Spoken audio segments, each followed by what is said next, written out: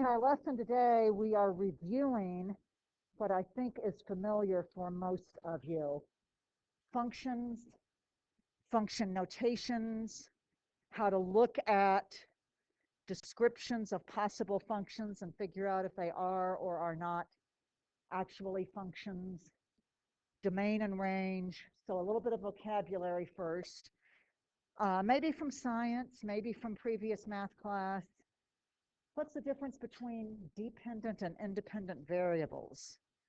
Who can explain those to us when we're talking about those? Which is which?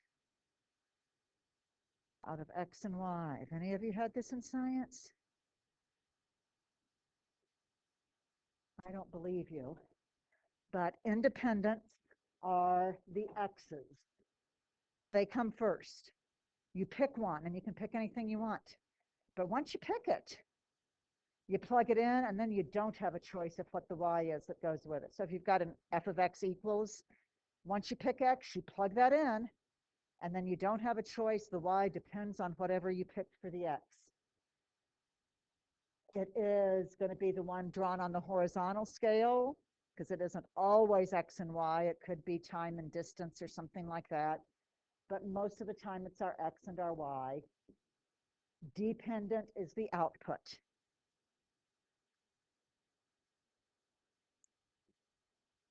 Okay, a function is a relation between two sets, and it describes how they're related in some way. Several different ways we can think about the definition of it. Each input has exactly one output. Each X has exactly one Y. The first set, which we'll say that that's the domain momentarily, is matched with exactly one from the second set. Sometimes we will do that with ordered pairs. So we can have 3, 7. I can have 2, I don't know, -3. I cannot have 5, blank. I can't have an X that isn't matched with something, because each X has to match with exactly one output, not 0 outputs. I can't have 3, -5, because then the 3 sometimes goes to 7 and sometimes goes to -5. So neither of those would work. I could have a repeat where maybe I have the 2 again. So the same X. So if I had the same X of 2, it could not go with something different, but if it does go with the same Y, that is okay. If the 2 went with -3 both times, that would be okay. So you kind of think about it as a function can't be wishy-washy. It has to know decisively what its answers are. You can't say sometimes put 3 in and maybe you get 7, and sometimes put 3 in and maybe you get 0. It's got to be decisive. You put a 3 in and you always get the same right answer. Then it is a function. So for every value of X, there's exactly one answer. The last of our vocabulary, so the hardest part of your note-taking, domain is all of the X's. Everything that we can possibly plug in to that function and have it be defined is part of our domain. It is our independent variables, our inputs. Range is all of the possible Y's, all of the possible outputs, all of the possible things for the dependent variable. Now, a couple of things for maybe remembering some of these.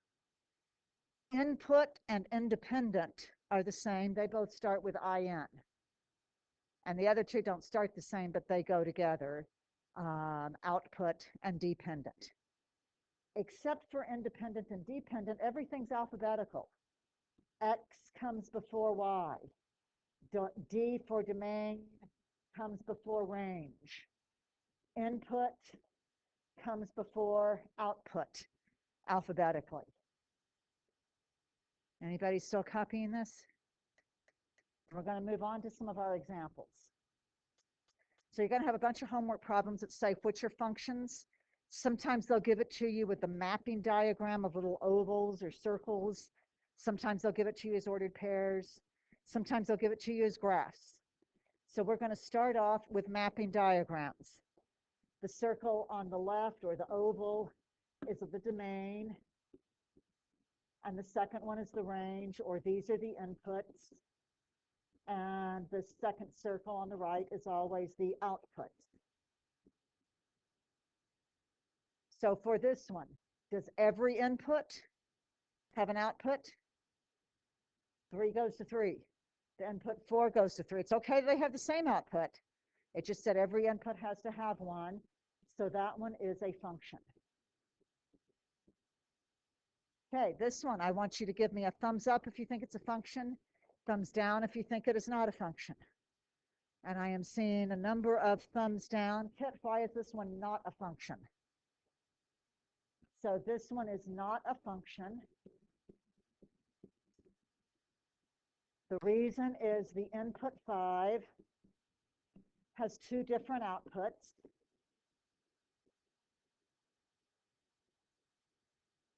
And specifically, those different outputs are 3 and 4, if you really want to be specific. Okay, give me a thumbs up, thumbs down for this one. Does everything on the left have an output? So this one is a function. And finally, thumbs up or thumbs down on this one. Does every input have exactly one output? And Griff, you're correct. Why is this one not a function? So the input M has no output. Anybody with a question on these with the mapping diagrams, how to tell? Now I want you to notice I'm answering these in a little bit different format than the book, and I want you to do them like this. The book's going to say which are functions. I don't want just a list of the letters. I want you to do A, B, C, D, whatever. Function, not function, function, not function on there, just like I did here. And we expect if it is not a function that you give a reason. Just like I did on this one. If it is a function, you just write function. But if it's not a function, you say this input and name it has 2 different outputs. Does that much make sense? Okay, next way we could see these is as ordered pairs. Each x has to have its own y. The same x has to have the same y. Different x's can have different y's. So look at this one and give me a thumbs up or thumbs down on that one. Are there any x's that don't have an output? Are there any x's that sometimes have one output and sometimes have a different one? Everybody, thumbs up or thumbs down. And great, I am seeing thumbs up all around the room. I agree, it is a function because in this case, all of the x's are different and we don't have any gaps in there like a -1 comma blank. So we're in good shape on that one. Thumbs up, thumbs down on this one. This one's a little bit tricky. May trip you up a little bit, but most of you are doing very well. It says every x has exactly one output. Are there any x's that have 0 outputs? Are there any x's that go to 2 different y's? My x's are 4, 5, 6, and 7. I never have the x repeated. So this one is a function. It is okay to go to the same y. It's just the same x can't go to different y's. Same directions. What about this one? Oh, I'm very quickly seeing a bunch of thumbs going down. Cooper, tell me why you are correctly saying this one is not a function. So the input 5 or the x5 has 2 different y's. And specifically, those different y's are -2 and 4. So we saw we had 5 repeated, but with different y's. And what about this one? Thumbs up or thumbs down? Is this a function? And you're correct. All of those x's are different, and there aren't any that don't have any. But what if I change this just a little bit? What if I decided to repeat a 3? So now here's my list. Now, is this a function or not a function? Does every x have a y? Is there ever an x that has two different y's? No. So if I put 3 in, this function knows the answer is always -2. It's not wishy-washy. It doesn't say put 3 in and sometimes you get one thing and sometimes another. Put 3 in and you always get -2. So yes, this is also a function. Final one, final test we're going to talk about is the vertical line test. How many of you remember that there is such a thing as a vertical line test? How many of you remember, oh yeah, I heard of that? How many remember how it works? Not so many. What are you thinking, Griff?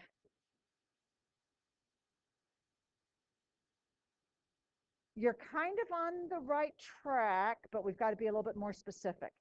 So let me do these 2 examples and we'll talk about it. So let me draw a graph first of x equals y squared. So if y is 0, x is 0. If y is 1, x is 1. If y is 2, x is 4. If y is 3, x is 9. If y is -1, x is 1. If y is -2, x is 4. If y is -3, x is 9. So this would look like a sideways parabola here. Now think about what we just did with ordered pairs, and let's think about some of these points that I just plotted. I just plotted for 2 on this graph, and I plotted for -2. Thinking about that with the ordered pair definition, is that a function or not a function? Thumbs up or thumbs down? Do I have the same x with 2 different y's? That means not a function. So thumbs down on this one because of that ordered pair test.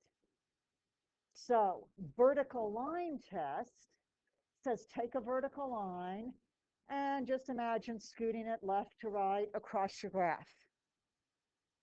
If it ever crosses twice, that means same x with 2 different y's. So the vertical line, if there's even one spot on the graph where it crosses twice, that blows the whole thing. Just like one ordered pair that repeated blew the whole thing, or that had the same x but different y's. Doesn't matter that it's okay out here. Doesn't matter that it's okay right here, just touching it at one spot. If there's any one place or more than one place where it crosses twice, it's not a function. Did you have a question? So then with this one, let's plot our graph. This time, instead of x equals y squared, it's y equals x squared.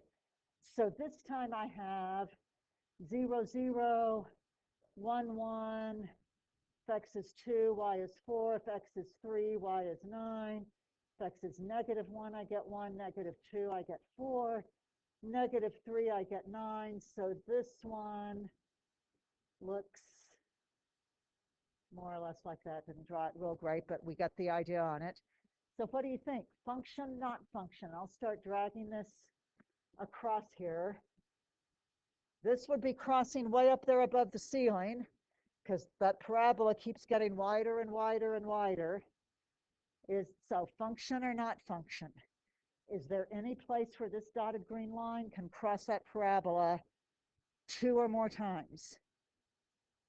So if it only crosses it most once, we do a thumbs up, it's a function. If there's ever a spot that it's not, thumbs down, not a function. So what do you guys think? So you are correct. This one is a function. Since it is, we don't have to write the reason, passes the vertical line test. When you're doing these with graphs with the vertical line test, you'd say not function, and your reason would be fails the vertical line test. Does anybody have a question with any of that? Okay, last thing, we've done a little bit of this when we did linear regression. We talked about the function notation, f of x notation. We got our equation on the calculator, and then we wanted a prediction. Well, what if x is 12? And we knew we needed to do f1 of 12 equals. That's all that function notation is.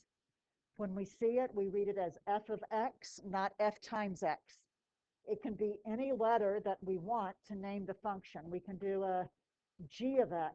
That lets us talk about two different kinds of equations, two different kinds of graphs in the same problem.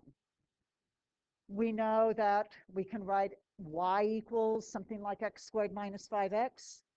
That's the same as f of x equals x squared minus 5x. Or as I was just saying, it could be any letter we wanted. Now let's let it be p of x is x squared minus 5x. So who can tell me how I answer this question? How do I figure out what p of negative 5 needs to be for this one? And this finishes up our notes. So jump in and help me with this one so we can get finished. Emily, what do we do? So p of negative 5 is exactly what? Tell me what I write down. And it's x squared is x times x, so this is negative 5 times negative 5. And so everybody shout out negative 5 times negative 5 is? And minus 5 times minus 5 is plus or minus what? So p of negative 5 is how much? Any questions with this?